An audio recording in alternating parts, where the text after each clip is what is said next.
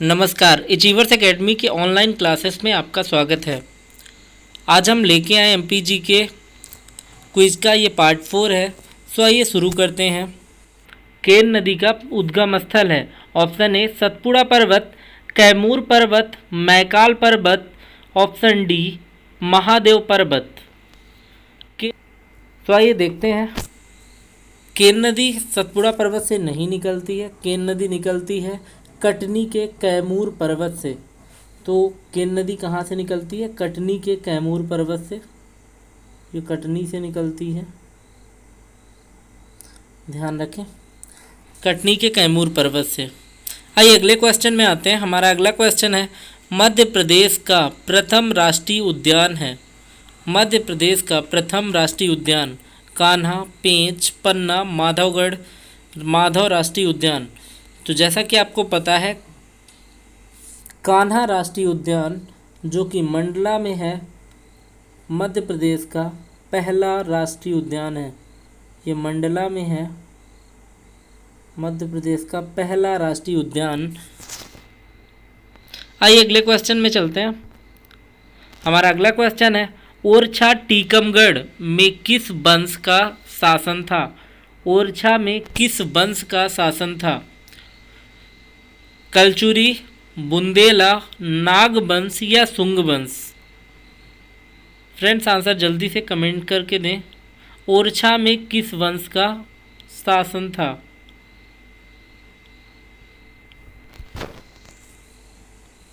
तो आपको बता दें, क्योंकि ओरछा का जो दुर्ग है वो राजा वीर सिंह बुंदेला ने बनवाया था, तो इसका ऑप्शन होगा बी, बुंदेला शासकों का।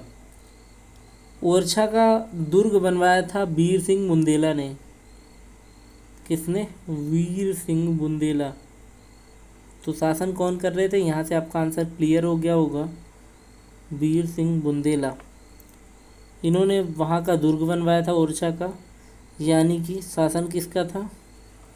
तो अब हम कह सकते हैं शासन था किनका? बुंदेला वंश का।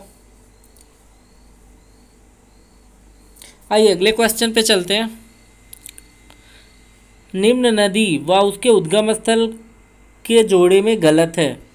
निम्न नदी व उसके उद्गम स्थल के जोड़े में गलत है। बेतवा, कुमरा गांव, सोन नदी, अमरकंटक, काली सिंध, शिवपुरी पठार, ताप्ती नदी, मुल्ताई। जल्दी से आंसर कमेंट करके दें। बेतवा, कुमरा गांव, सोन नदी, अमरकंटक, काली सिंध, शिवपुरी पठार, ताप्ती नदी, मुल्ताई। तो देखिए, बेतवा कुमरा गांव से निकलती है, बिल्कुल सही है। सोन नदी अमरकंटक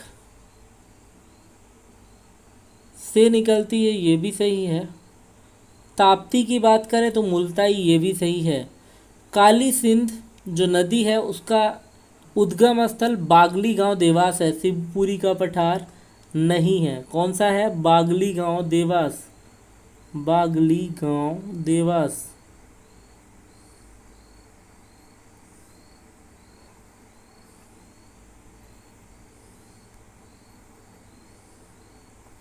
बागली गांव देवास काली सिंध का है, तो इसका आंसर होगा ऑप्शन नंबर सी। गलत जोड़ा था काली सिंध शिवपुरी पठार, यानी काली सिंध निकलती है बागली गांव देवास से, तो ध्यान रखें। आइए अगले क्वेश्चन में आते हैं। बेवर क्या है? बेवर क्या है? कृषि पद्धति, लोक गायन, गौण जनजाति नृत्य या उक्त में से कोई नहीं। तो जैसा कि हम सभी जानते हैं, वेवर एक कृषि पद्धति है। वेवर एक कृषि पद्धति है। आइए अगले क्वेश्चन में आते हैं। भगोरिया हाट से संबंधित जनजाति है कोरकू, भील, कोल या बैगा? आंसर जल्दी से कमेंट करके दें।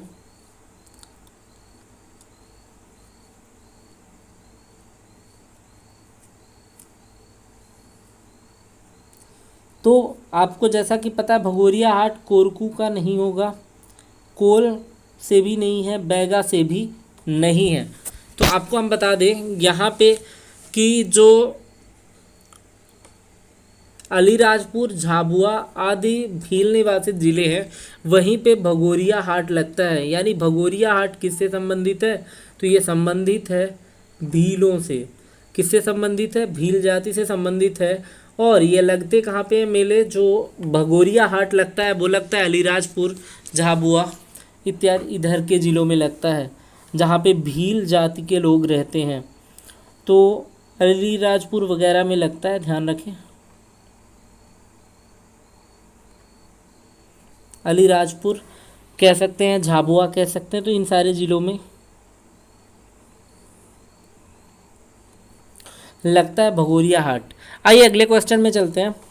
मैहर की प्रसिद्धि का कारण, मैहर की प्रसिद्धि का कारण क्या है?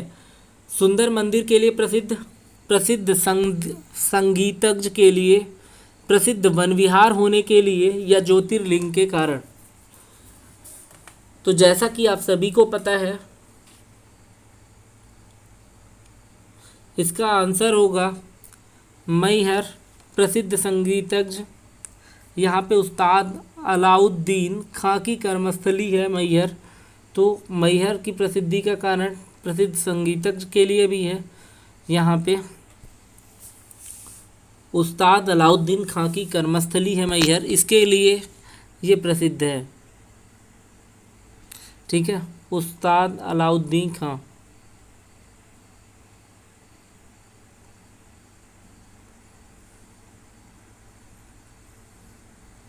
उस्ताद अलाउद्दीन खां।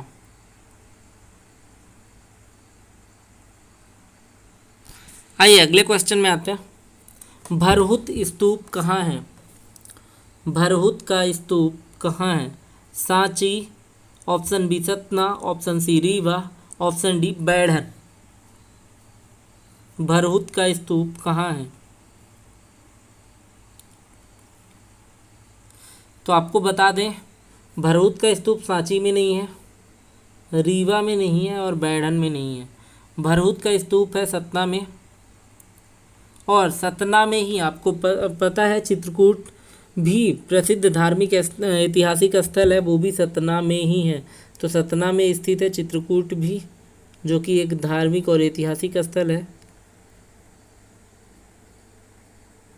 रामायण से जुड़े पात्र यहाँ से आते हैं। तो चित्रकूट भी है यही सतना में, और सतना बेस जी है भरहुत का स्तूप। तो ये अगले क्वेश्चन में चलते हैं।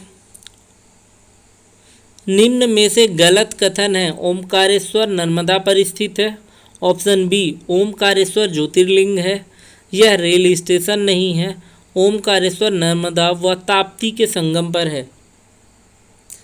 इसका आंसर होगा गलत कथन ओमकारेश्वर, जैसा कि आप सभी को पता है बी ओमकारेश्वर, सॉरी इसका होगा ओमकारेश्वर नर्मदा ताप्ती नदी पर है, ये गलत होगा। ओमकारेश्वर ताप्ती के संगम पर है, ये गलत होगा। ओमकारेश्वर स्थित है खंडवा में। कहाँ है? खंडवा में। ओमकारेश्वर खंडवा में स्थित है। आइए अगले क्वेश्चन पे चलते हैं। किस गायक का जन्म मध्य प्रदेश में नहीं हुआ है? उस्ताद हाफिज अली खां का, तानसेन, उस्ताद अलाउद्दीन खां का, लता मंगेशकर का। जल्दी से आंसर कमेंट करके दें। तो किसका जन्म नहीं हुआ है?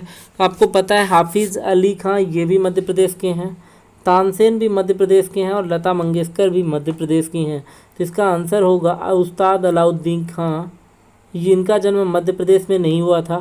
तो इनका जन्म हुआ कहाँ था? इनका जन्म हुआ था त्रिपुरा में, त्रिपुरा के शिवपुर गांव में। इनका जन्म हुआ था त्रिपुरा के शिवपुर गांव में। ठीक है, शिवपुर। आइए अगले क्वेश्चन पे चलते हैं।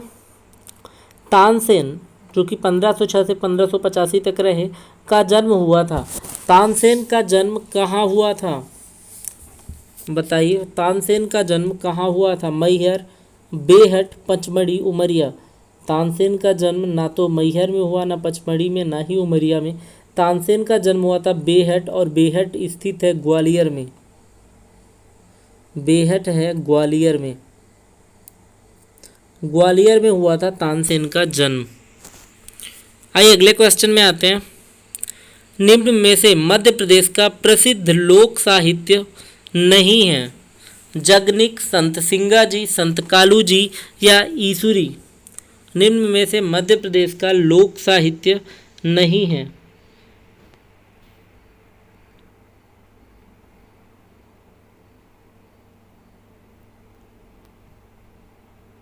इसका आंसर होगा option number D, Isuri.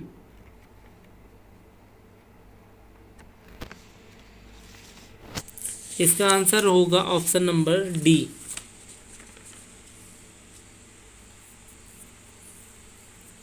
Isuri. आपको पता है कि ईसुरी का जन्म मेडकी ग्राम झांसी में हुआ था।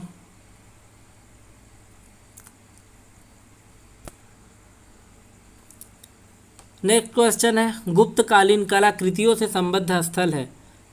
भर्तृहरि गुफाएं, उदयगिरी की गुफाएं, बाघ की गुफाएं या 52 गजा मूर्ति। 52 गजा मूर्ति। आंसर जल्दी से कमेंट करके दें।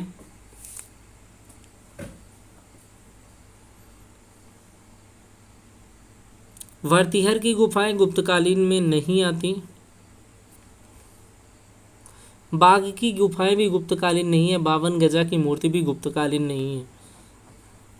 उदयगिरी की गुफाएं गुप्तकालीन है, और उदयगिरी की जो गुफाएं हैं वो विदिशा वेस्ट हैं, विदिशा में हैं। कहाँ हैं? विदिशा में। तो उदयगिरी की गुफाएं विदिशा में स्थित हैं।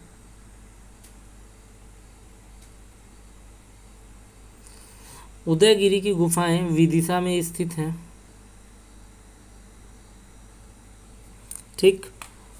आइए अगले क्वेश्चन पे आते हैं। निम्न में से चंदेल वंश की राजधानी रही है। चित्रकूट, नौहट, उदयगिरी, बांधवगढ़।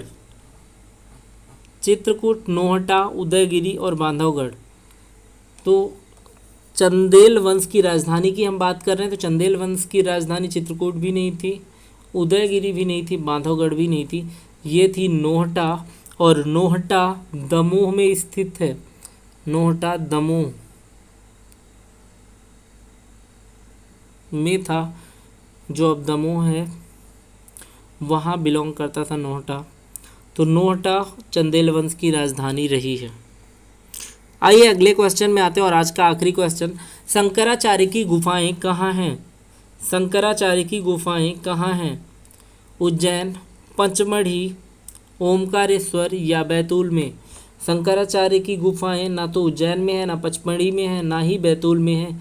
ये है ओमकारेश्वर में, और ओमकारेश्वर आपको पता है कहाँ स्थित है? मध्य प्रदेश में। तो ओमकारेश्वर में शंकराचार्य की गुफाएं हैं। आइए, आई होप आपको ये वीडियो लेक्चर पसंद आया होगा। यदि ये सीरीज़ पसंद आ रही है तो चैनल को सब्सक्राइब कर लें, वीडियो को लाइक करना ना भूलें, और